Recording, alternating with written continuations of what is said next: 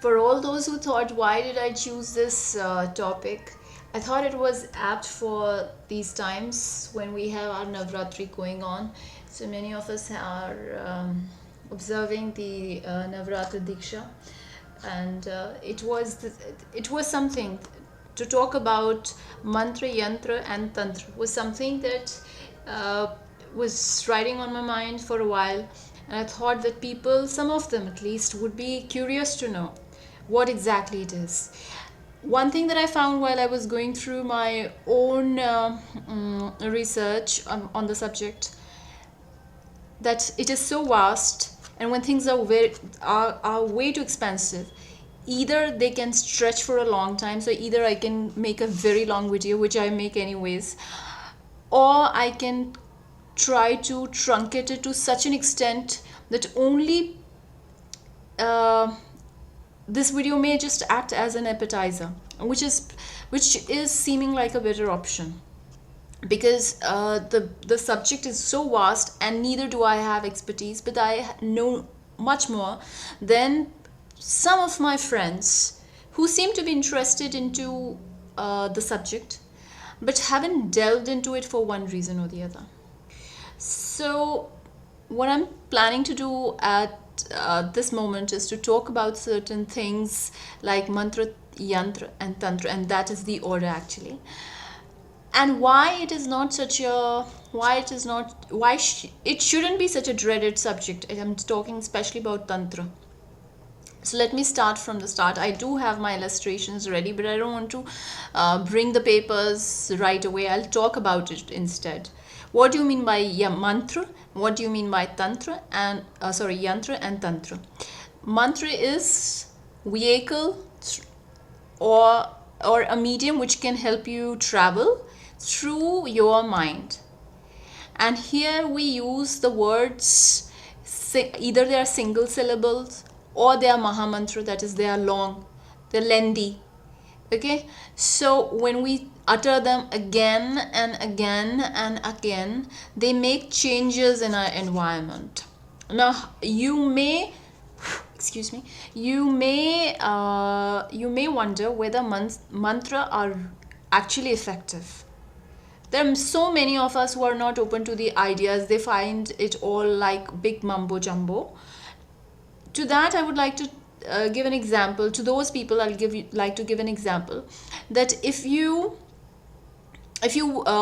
just breathe out in a bucket full of water up to the brim, you'll see certain shapes forming.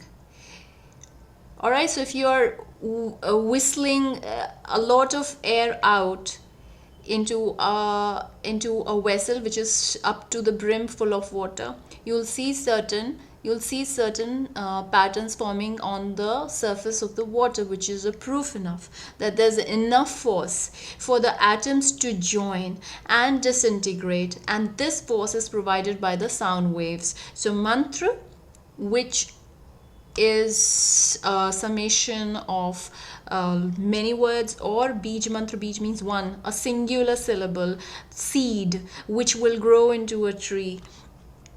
So when we use them, there's bound to be a difference that we will observe. The second concept was yantra. Yantra is vehicle or any facilitator which is provided to you in the form of machine, because yantra in Sanskrit means machine, or diagram, or any sacred geometry, any figure that you make. So when you combine the two, when you chant your mantra and you're looking at the picture of the thing that you are chanting things about, it doubles up the effect. So that's tantra for you, because tantra means weaving. Okay,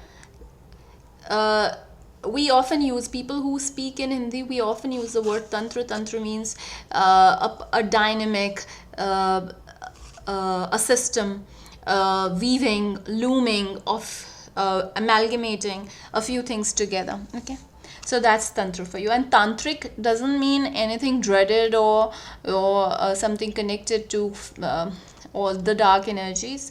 It is a proper science. Of course, there are people who gravitate towards it. Some of them go overboard.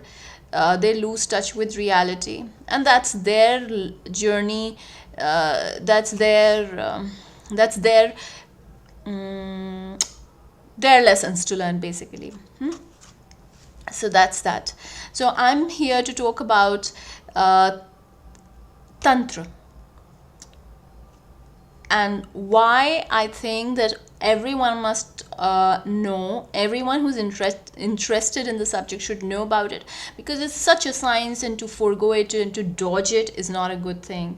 We should be aware of the fact that how well were our ancestors, how well they were in touch with the universe, and how well they had cracked the code. Not that it made a lot of difference to the reality, and they were transported by they were sent some special ship that would transport them to heavenly abodes. They lived their life, but they knew more about the new universe that they were living in. So, and they knew it well enough to lead a good life. All right. So sometimes when you don't understand a certain language, you are given directions through diagrams. So when you're chanting a certain mantra is nothing but syllables, right? Alphabets. When you don't understand them, it's basically a language, right? And when you are a stranger in a particular area, what do? You follow the signs, the symbols. That's exactly what geometric representation of mantra are. Now I need to bring those papers where I had drawn certain rough illustrations in. So here we are. I'll give you an example of the simple chakra. So this is the right one. Excuse me. Yeah. This is the right one. So this is going clockwise. So this is of the evolution. This is anti-clockwise. So this is devolution. Is that a word? I mean, when you disintegrate. This is when you integrate to create something. This is when you disintegrate and things break away. And when you put bindu or points or dots in all four directions, these are all four directions, the cardinal directions. When you put points in it, you put them together, you make them a well-rounded, a well-functioning system, and that's swastik. So this is a simple symbol which tells you that this whole system of four directions is moving to create something. This is to devolve something. This is when all four directions are doing their jobs, they are functioning well. Now this was just an example, right? Now one thing is clear, that you use certain patterns or forms to understand things when you don't understand them. So usually the tantra looks like this. It is a square, and you have portals or gateways. These are called cosmic gateway. So when you want to enter a tantra, these are the gateways. So how do you enter? You don't enter physically, you enter through your mind using mantra.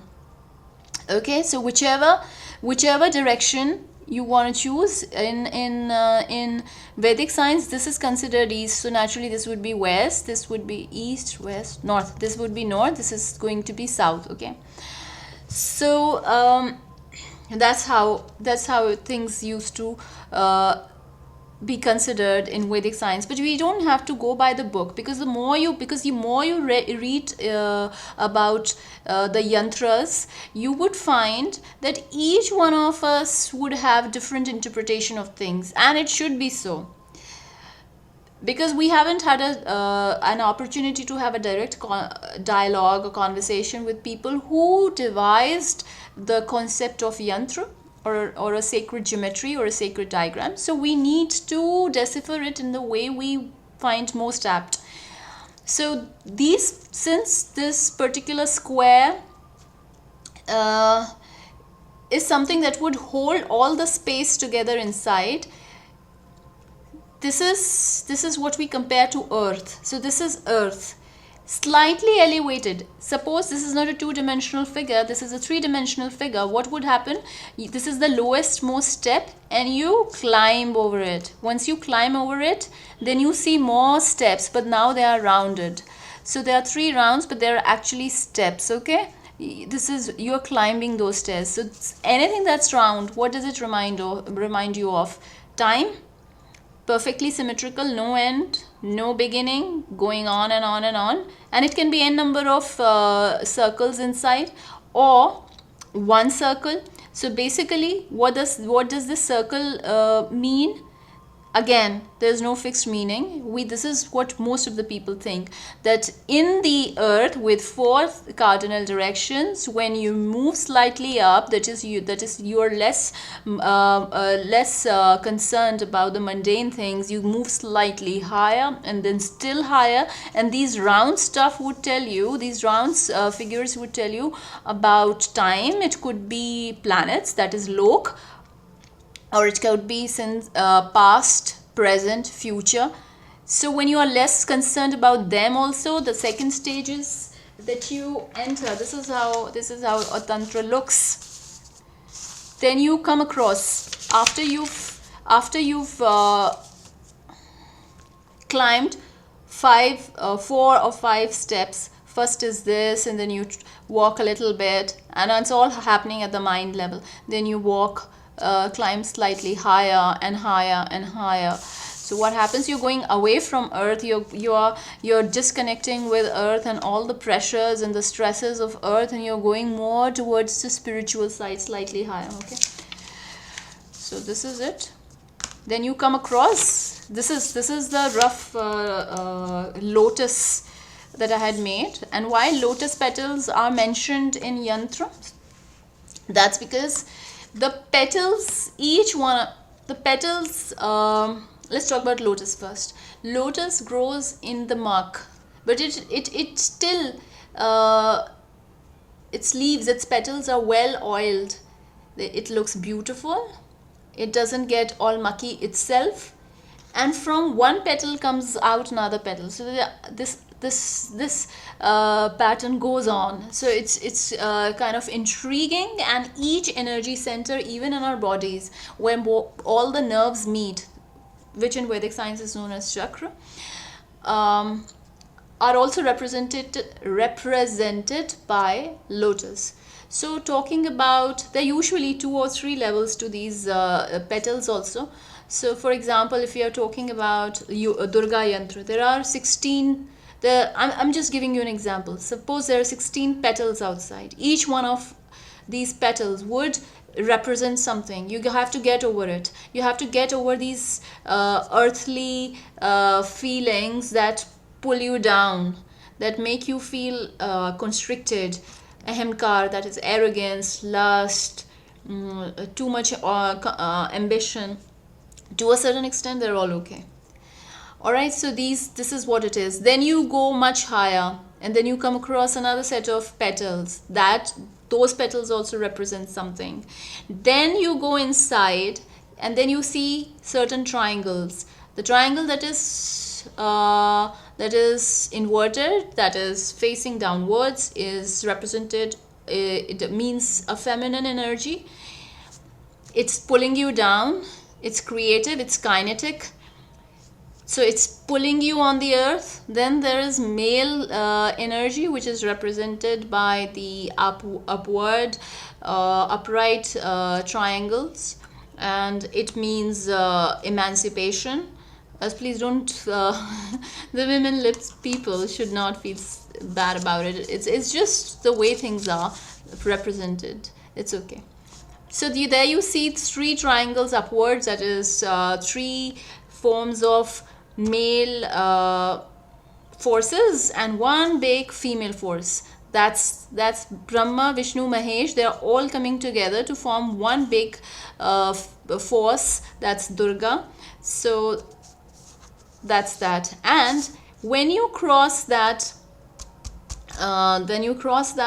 those triangles, then you come across, you come to the center where there is a bindu. There always has to be a bindu in the yantra. Now that bindu is the deity that you are looking for. Now people who've been there, who have experienced going to the center after breaking away from the shackles and the constrictions of the earthly feelings, sentiments, they say that it's an amazing experience to come to meet the deity. And as all best of hosts, she fulfills whatever you ask for, and she's very captivating yet very graceful.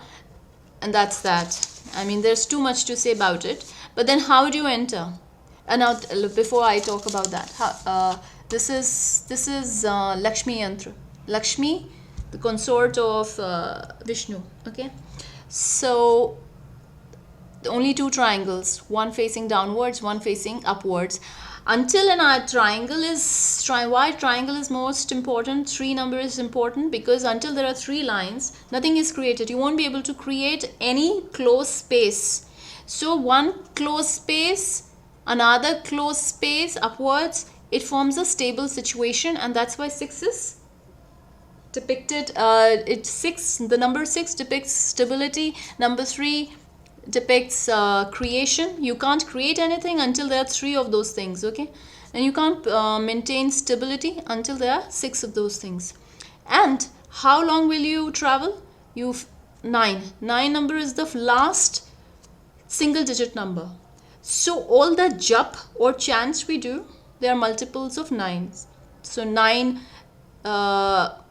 you do a jap or chant for 9 times or 18 times or 27 times, and that's how it progresses. It continues. 108 is considered as one of the auspicious numbers, because there are 12 zodiac sign. 12 into 9 is 108. So each planet would travel those 12 houses of your horoscopes and will clear out the negative energy. So that's if it is getting too complicated, I'm not getting too deep. Okay, so this is it. How do you break into the center where you find bindu? And each yantra is for a specific purpose. This is to get you prosperity. This is to give you strength, inner strength. Okay, time for last paper where I've written some. So this is it. So if you are talking about Durga yantra, you start from the center. Om, Aim, Reem, Kleem, Chamundaye Viche. So you chant this 108 times or 1008 times or whatever, basically multiples of 9. And there comes a time where you feel at the cellular level that you've broken into the center and you've met the deity. So it doesn't happen overnight, that one night you set apart, or it may happen. It depends on individual experience. So basically, what you do in Tantra, you mix mantra, that is chanted, sacred spells and chants, syllables, and you keep repeating them for a set number of times. And then your concentration, your focus is strengthened or fostered by having an image in front of you, and you gradually feel that you are rising above and above till you reach the pinnacle where you found the bindu or the deity. And then you ask for what you want to ask for. And many people who say that they have been there, the process of rising higher and to disconnect with the worldly rigmaroles in itself is a reward. So by the time they reach the pinnacle, they feel so free as it is.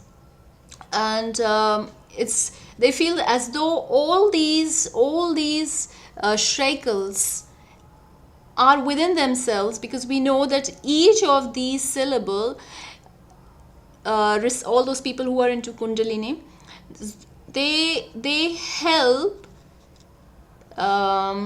aligning the chakra or the congregation of nerves if they are not working properly. So once that is clear, by the time everything, all nerves are clear, you yourself feel so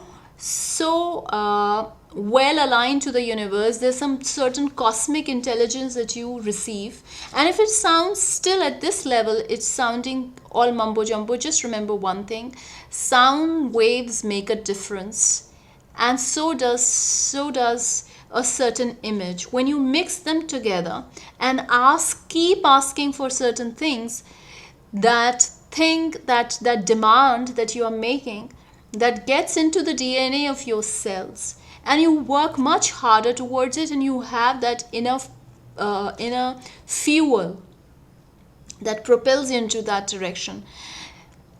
It's not a bad thing to experiment with, and there's hardly anything to dread about. All right, that's that for now. Bye bye.